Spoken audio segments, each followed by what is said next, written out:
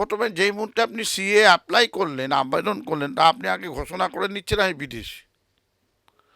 তাহলে আমার এতদিনের ভোটার কার্ড, এতদিনের আমার এপিক কার্ড, আমার এপিক, আমার আধার সব বাতিল হয়ে গেল।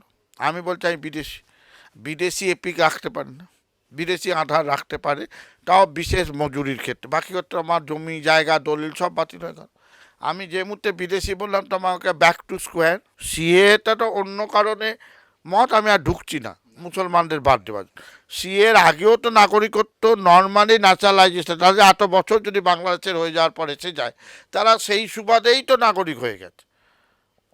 ফর্মাল নোটিফিকেশন আমি ধরে নিলাম হয়নি, কিন্তু না 5 বছর অধিককাল কবে থেকে তারা আছে, তারা ন্যাচারালাইজেশন হয়ে গেছে।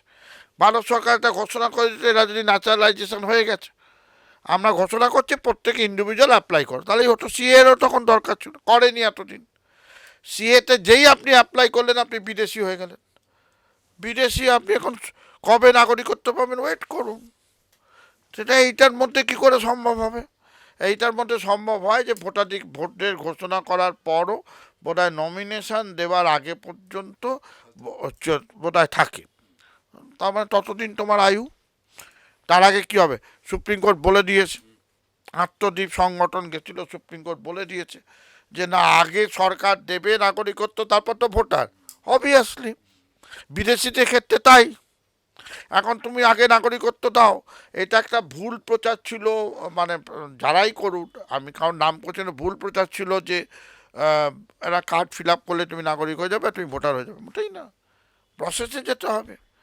প্রসেস হওয়ার পরও আমার কিন্তু চ্যালেঞ্জ করার অধিকার আছে। আমি যদি বলি যে না, দিলীপবাবু পেয়েছেন কিন্তু ধর্মীয় উৎপীড়নের কারণে পাননি, শুধু হিন্দু হলেই পাবে তো লেখা নেই। আইনে লেখা আছে তুমি সেখানে টর্চার্ড হয়েছো কিনা, না নেই। বা ঠিকানা ভুল ওখানে ছিল কিনা আগে যাচাই করো। তাহলে আমাকে ওইখানে ওই ঠিকানায় যাচাই করে দেখতে হবে যে আমি ওখানে ধর্মীয় নিপীড়নের কারণে হয়েছি কিনা। এটা জটিল প্রক্রিয়া হয়ে যাবে।